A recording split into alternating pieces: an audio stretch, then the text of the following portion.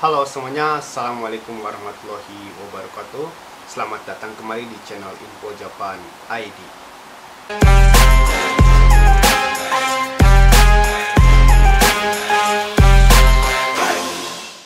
Akhir-akhir ini dunia pemagangan di Jepang itu lagi diramaikan dengan isu seperti ini ya. Oke, jadi di Jepang itu lagi rame tentang apakah program magang ke Jepang ini itu akan dihilangkan atau diganti atau bagaimana ya. Jadi di video kali ini saya ingin membahas tentang apakah program magang ke Jepang ini itu masih worth it di tahun 2023 atau sudah tidak bisa diandalkan lagi ya. Oke, tonton videonya sampai selesai. Oke, sebelumnya saya ingin membahas dulu tentang kenapa sih orang-orang Jepang atau pemerintah Jepang itu beranggapan atau ingin program magang ke Jepang ini tuh dihilangkan atau diganti dengan program yang lain. Apakah alasannya ya? Jadi sekarang saya ingin menyampaikan kepada teman-teman semua alasan dari digantinya atau akan dihapuskannya program magang ke Jepang ini. Oke, jadi banyak banget alasan yang dipertimbangkan oleh pemerintah Jepang yang mengurus di bagian program magang ke Jepang ini tuh ada banyak sekali ya yang dipertimbangkan. Kenapa program magang ini harus dihilangkan atau dihapuskan? Oke, yang pertama adalah banyaknya perbudakan di pabrik-pabrik di Jepang atau di tempat-tempat kerja, tempat para pemegang di Jepang. Jadi pemerintah Jepang itu sudah melakukan survei kepada pabrik-pabrik atau tempat-tempat para pemegang bekerja. Itu kebanyakan adalah tidak puas ya dengan program magang ke Jepang ini. Oke, yang selanjutnya adalah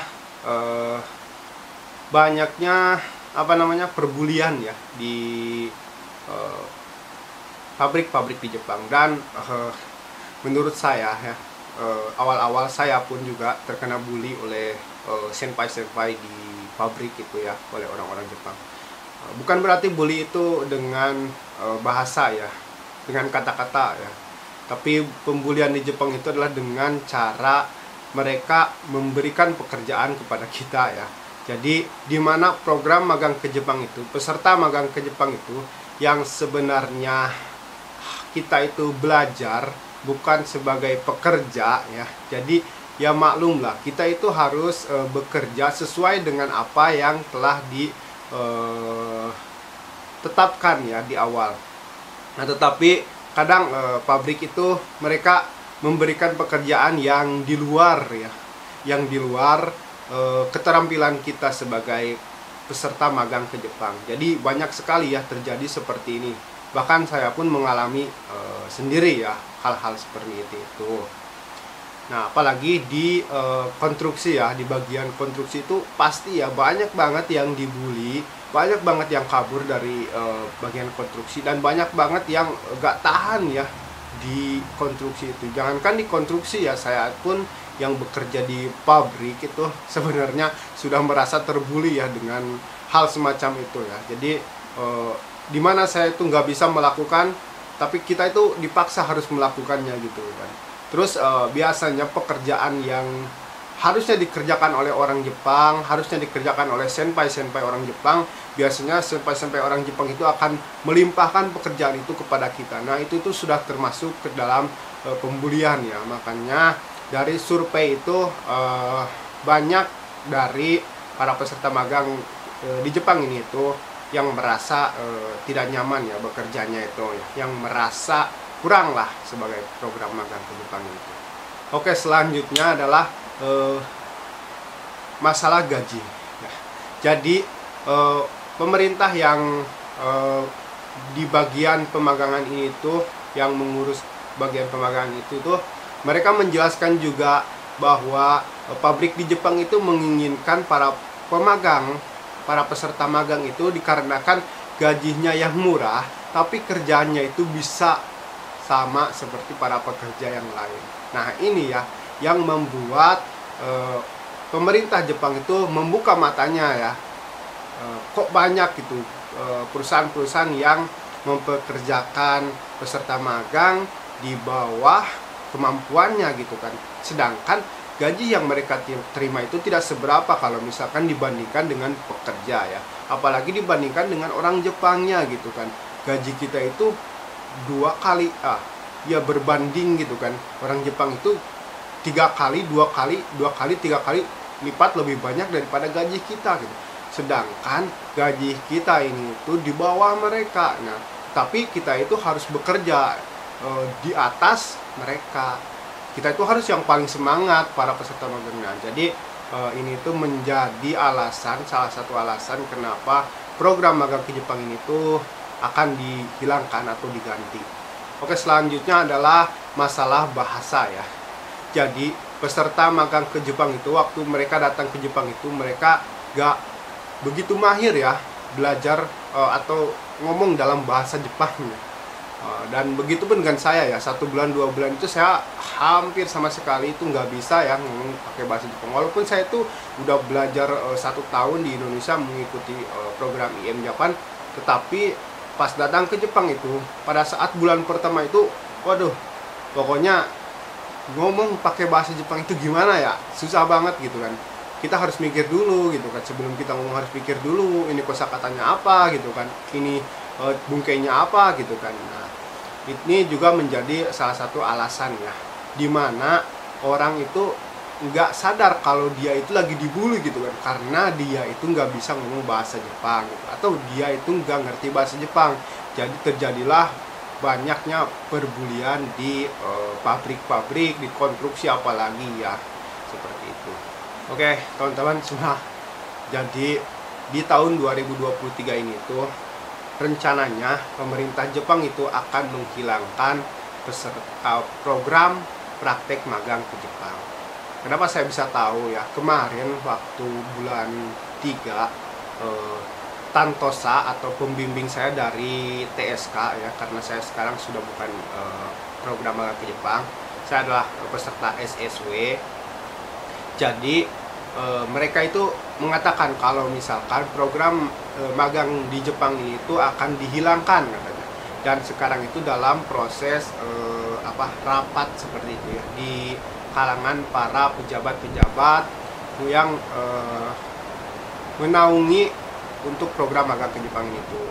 Nah, jadi TSK saya itu bilang bahwa hasilnya itu akan diumumkan pada bulan 10 tahun ini. Jadi nanti pada bulan 10 tahun ini itu hasilnya akan diumumkan apakah program magang ke Jepang ini masih akan tetap berlanjut dengan berbagai alasan, dengan berbagai pertimbangan, ataukah program magang ke Jepang ini itu akan dihapuskan atau dihilangkan. Nah, seperti itu. Nah, oke. Bagaimana nasib para peserta pemagang ke Jepang yang sudah datang ke Jepang, yang baru 1 tahun, 2 tahun, ketika bulan 10 tahun ini itu program magang Jepang dihilangkan. Jadi mereka-mereka ini yang masih magang, yang masih peserta pemagang di sini, yang masih jisusei, itu mereka itu akan semacam dipindahkan ya, atau mungkin juga dipulangkan. Tapi saya rasa bakal dipindahkan dari tadinya program magang ke Jepang menjadi peserta Tokutegi no atau SSW seperti itu. Nah, oke.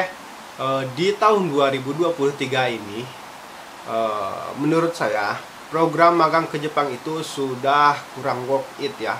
Jadi sudah ketinggalan lah, karena ada program baru semacam SSWW ya, atau Tokutegi no ya.